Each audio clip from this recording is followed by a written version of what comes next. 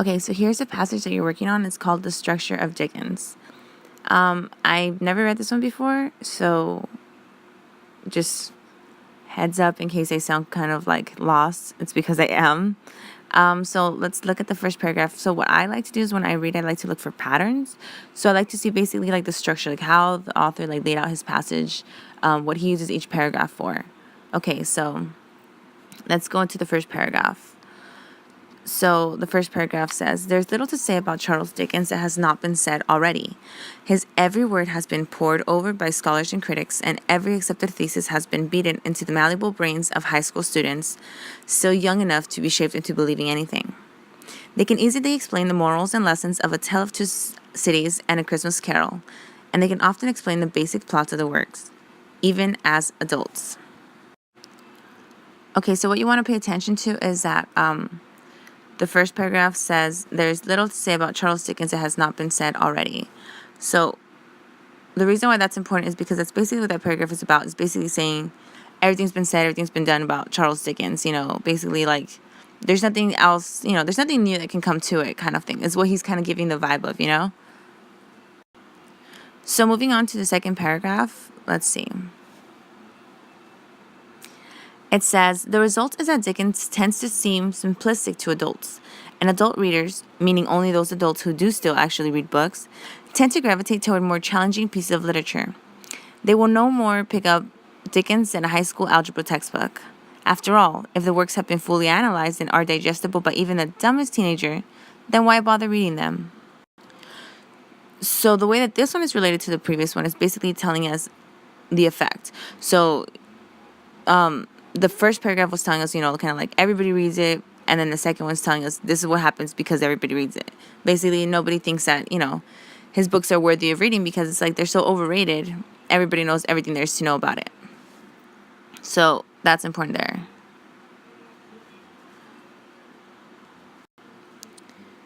Okay, next paragraph. Let's see.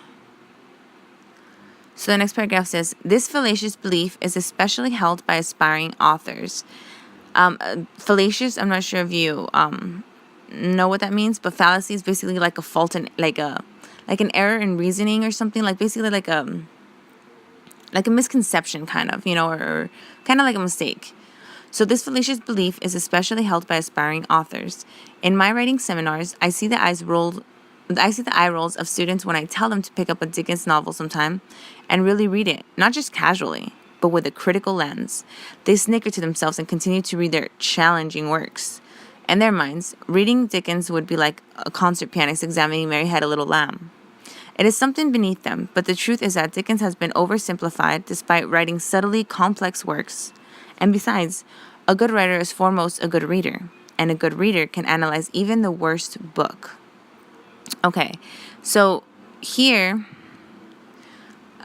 he tells us his tone with the word fallacious.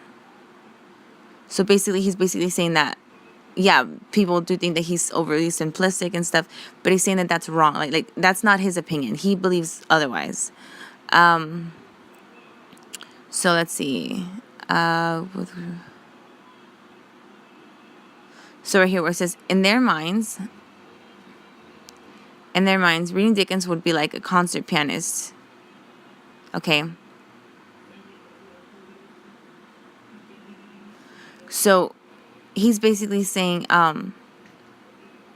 he's giving an analogy, like comparison as to how easy Charles Dickens seems to the other people. Okay, so then he says, but the truth is, so that's like a key word right there too, because he's basically countering the argument that, the other side will say, like, they might think it's easy, but the truth is blah, blah, blah, blah.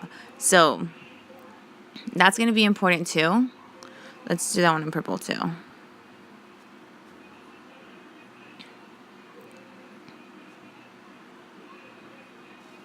Okay. Moving on to the next paragraph. It says, but that's beside the point. All novelists, screenwriters, playwrights, poets, and storytellers should closely study Dickens for one thing, his use of structure. So the fact that he says one thing, it's basically kind of like, it's letting us know that that's something important. So let's see. his use of structure. All fiction requires a structure, as all buildings require a blueprint. Without a structure, a story is lost. So that's kind of important too, because it tells us why structure is important. And Dickens is a master of structure. Take great expectations. Okay, so that's an example. He's giving us an example there. The novel has a perfect mirror structure. Everything that happens in the first 50 pages happens in reverse order in the final 50 pages. Or A Christmas Carol with its perfectly balanced three-act structure of past, present, and future. Or Oliver Twist with its ever-entangling dual conflicts, all of which are resolved in more or less the same way. So here he's giving us 3 examples. He's giving us Great Expectations, Christmas Carol, and Oliver Twist. Okay? So Great Expectations has the mirror structure. Christmas Carol has the balanced 3-act structure. And then Oliver Twist has dual conflicts, which are resolved the same way. Okay.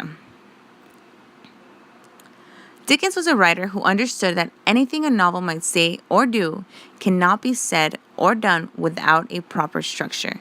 So this is important just in the sense that it gives the authors, it basically establishes the importance of structure in terms of without structure you don't have a story. And Dickens has good structure. That's his reasoning for Dickens being a good author. Let's see.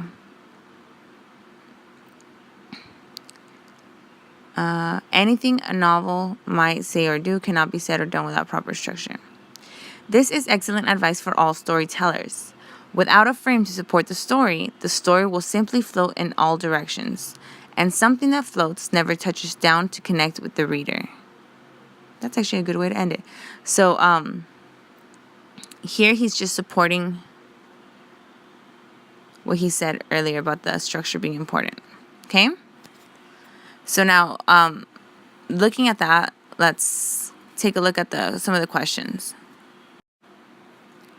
Okay, so let's look at the first question. And I could only really do the first question because other than that, it won't let me go on to further questions till you answer them, and I don't want to answer them for you. Not because I'm mean, but just because, the drill. So let me put the first question up. And that question is talking about the author's tone. So let's put it right there. Crooked, whatever. Okay.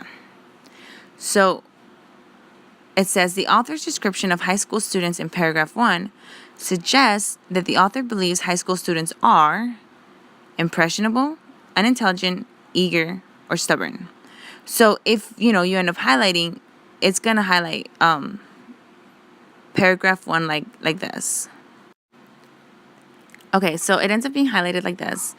And if you look over the passage, it says, and every accepted thesis has been beaten into the malleable brains of high school students, still young enough to be shaped into believing anything.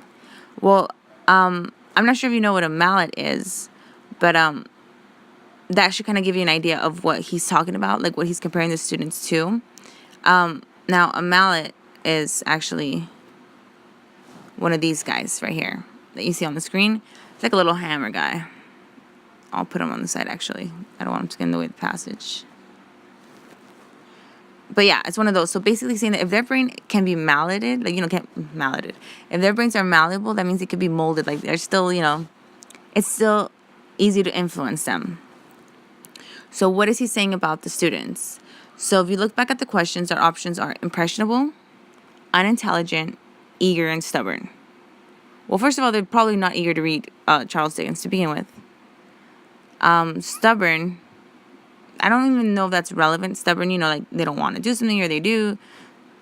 Here, it almost makes them seem almost like lifeless. What? They don't have, they can't even think for themselves. That doesn't make them unintelligent, though. If their brains can be malleted, you have to think of, you can't make assumptions. Is the author saying that they're unintelligent? No. Impressionable, I don't know if you know what that means, but think of something leaving an imprint. So if you could leave an imprint, you could kind of mold something to your foot kind of thing. Like, oh, you leave like so impressionable is something that can be easily influenced. So in this case, the author would actually be saying that the kids aren't impressionable. And that would be the answer for that one. But just keep reading like that and I know it kind of seems like tedious and stuff like that, but if you literally break down the paragraphs, like down to what each one of them do, it makes total sense. And each author always uses organization. Like, they always use like a certain pattern, or I don't know how to explain it, but if you know how the author forms his passage, and if you know what each paragraph is basically about, what it's used for, you'll know exactly where to find your answers all the time. Okay? So I'm sorry if this is like not too thorough. I'm sorry if it's quick. I don't know. But I hope that kind of gives you a little bit of guidance in terms of like doing your passage today. So just work on this one and then, try to get as far as you can, and I'll talk to you soon about your test date, okay? Bye.